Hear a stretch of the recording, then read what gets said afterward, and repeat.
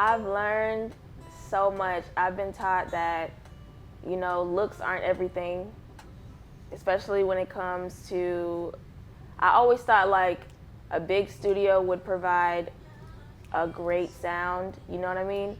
But I found like that's not true. As long as you have people around you who know what they're doing and, you know, who really take what they do serious and, you know, really want to produce a great sound, that's what they're gonna do. So you don't have to have no crazy equipment, no crazy expensive equipment. Like most of the EP, well, album was recorded either in the kitchen or living room, and only 2 of them were actually recorded in the studio, and that was Fight and Don't Feel Right. Everything else was either in the kitchen or in the living room.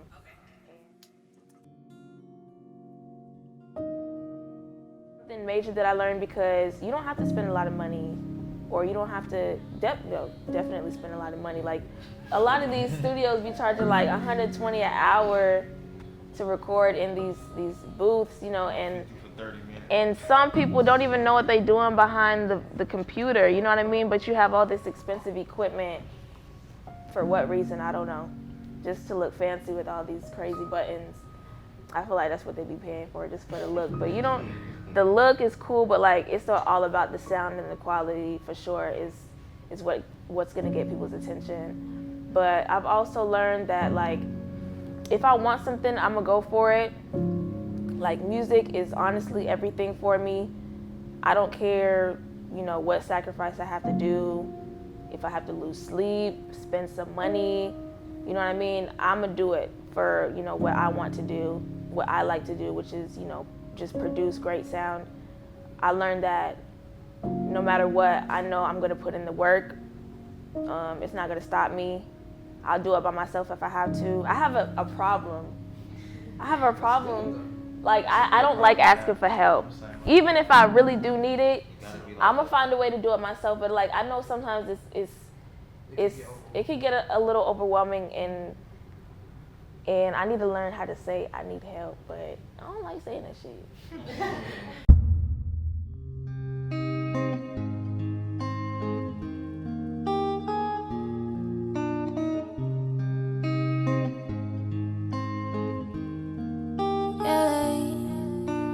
Please don't call my phone, please don't text me back. Please leave me alone, I'm so done with that. I ain't got no time to play with nobody's son.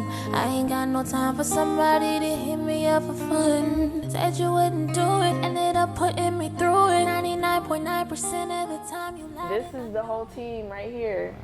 Literally everybody sitting here right now played an important part in the entire project, whether it was a single song or multiple.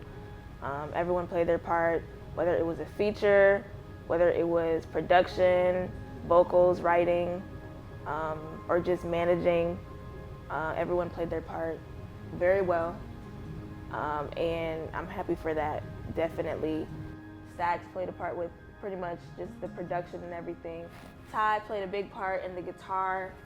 Silk, his feature, and Deja Lynn in writing as well. She wrote on a couple records, like Tripcation and Fears. She wrote on a couple other ones that were not on the album, but they will soon be released, so you definitely hear them for sure. I didn't really start working with Stacks until like March, February, yeah. It was kind of random when you hit me up. It was random as fuck. Like, what? You just FaceTime me out the blue or just hit me up out the blue. And we hadn't spoken for months. And I was like, I answered the phone, of course. I'm like, yo, I wonder what he wants. I wonder what he wants. I don't know what he wants.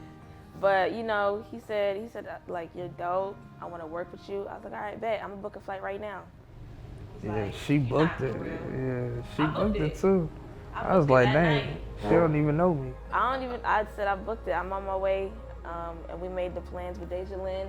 I stayed with her family, and we just started cooking up right there. I didn't know what it was gonna turn out to be.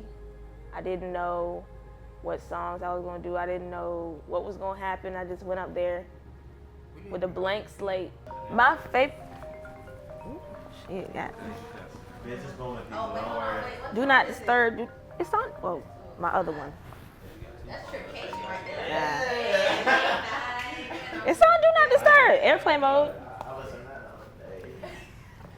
Sorry, y'all. With the whistles. You know that having two phones could be a little. I ain't never care what people say. Used to call me lame. Now these niggas wanna ride my wave. Keep a Glock on my niggas, stay ready, keep it cocked. Ain't no Roddy Rich, be my nigga locked up in the box. You my dog, best believe that ain't nobody gon' diss. Ain't no bitch ever try to confront me by no issue. We pulling up in bandanas and four-wheelers. I be hanging around some killers and scammers and drug dealers. Everyone has been hurt before. I literally, okay, I listed out the album specifically in a specific order. I started it out as, it kind of tells a story if you actually listen to it from beginning to end. Like, it starts out, you know, the first song is Fight. So people fight often, people, you know, fall off, things like that. And then it just goes through this little journey, if you actually listen to it, of just heartbreak and sadness and anger as well, and regret. And then it goes into this mellow vibe, and then it just goes into like kind of getting over it and also finding something better in the end. And the last song is called Down the Aisle, so that represents happiness and just a happy ending, happy ever after. That's what they say. Yeah. That's what they say, right? Happy ever after, yeah. A happy ever after, that's what it represents. So if you actually listen to the album from beginning to end, 1 through 8, it definitely tells a story. All the shit that I've been through is the reason why I'm smarter. Saying we gon' work it out, but I'm the one that's working harder. Well, that's ridiculous, I never dragged you into this. I'm the one that's gonna always hold it down, now that's the difference. You've been playing me, and it's been changing me. So when I start doing the things you do to me, please don't complain to me. I done put up with enough and now I'm pissed. Lately, only thing that you've been giving me is bad vibes. If you don't get your shit together, you gon' have to pack like and do you. And shout out to Vibes, because Vibes, honestly, really, I want to say it really changed my life. Vibes. It was crazy because that song came, you know, just out of nowhere. Me and Greatness. I had no intention to record that night. He just said, pull up to the studio, we just gonna chill. I was like, all right, bet. So we was chilling, I was playing the guitar, and then the producer there named J.O. was like, yo, this is fire. I said, you trying to record something? He was like, you ain't about it. I said, try me. So we got in the booth, he started making the beat, and we just made that song right then and there that night. And ever since then, I had just been playing it, and everyone always catches the vibe, no pun intended. I always hop on Instagram Lives, I'm sure everybody. Famous. I'm not famous. Yay! Oh my goodness, great. Thank you so much. Great. Do another Thank one. you. Do another one, really? Yeah, do another one. Okay. Oh my God, I wasn't expecting that. But I'll hop on everybody's, as many people as I can's lives and just showcase what I can do, showcase myself as an artist. And I saw that Derek was live. And I was watching his live, he's in the studio cooking up. And I honestly I wasn't gonna join the live, but I was like, you know what? I think this is a good opportunity because he's well involved in the industry. And I think it would be a great opportunity to start building a relationship with him or just get my name to him, let him know I exist. And I joined the live and I played Vibes for him. I was like, yo, can I sing you an original song? He's like, yeah, go for it. So he stopped whatever he was doing in the studio and I played it. And he was like, yo, you hard. I'm gonna DM you right now. And then as soon as I got off the live, he DM'd me, asked me for if I had a song with an open verse. And I didn't have a song with the open verse. I had called you and I was like, yo, can you open up a song with the open verse? And he was like, yeah, I could do that. So you opened it up and I sent it to him right away. And he sent it to me within like an hour back. And eventually I became family with this live group. Like people were doing the same thing I was doing. And I realized that. So I was like, you know what? I think we should all just be cool. Start some type of, we started a group chat. It's like, it's really like we push each other. So what we would do is like, we would find like a big live, say a live, I'm not gonna put no names, but a live that had like 4,000, 5,000 viewers on it. And we would all comment one name. Spam.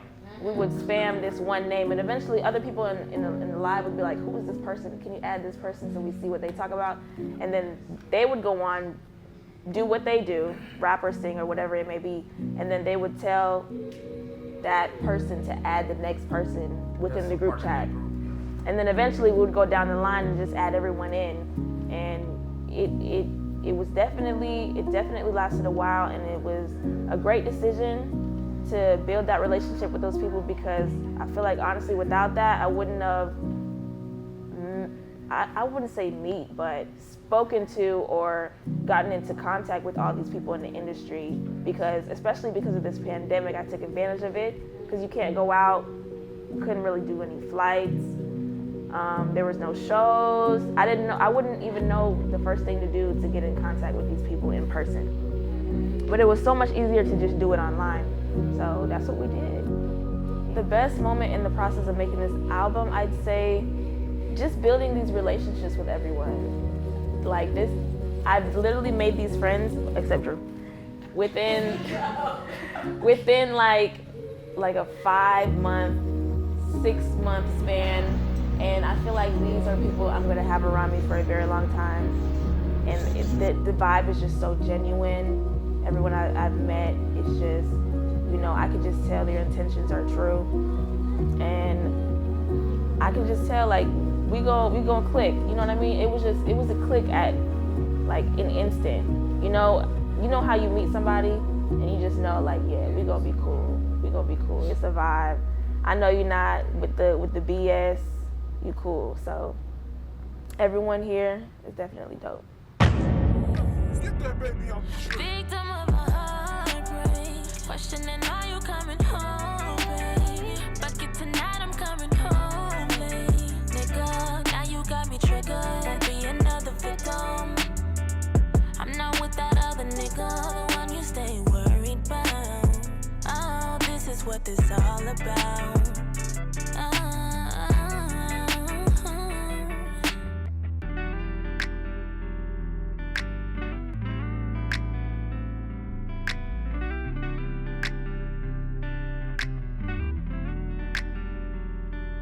It's 3 a.m., looking at the clock, wondering when you coming home, when that shit gon' stop.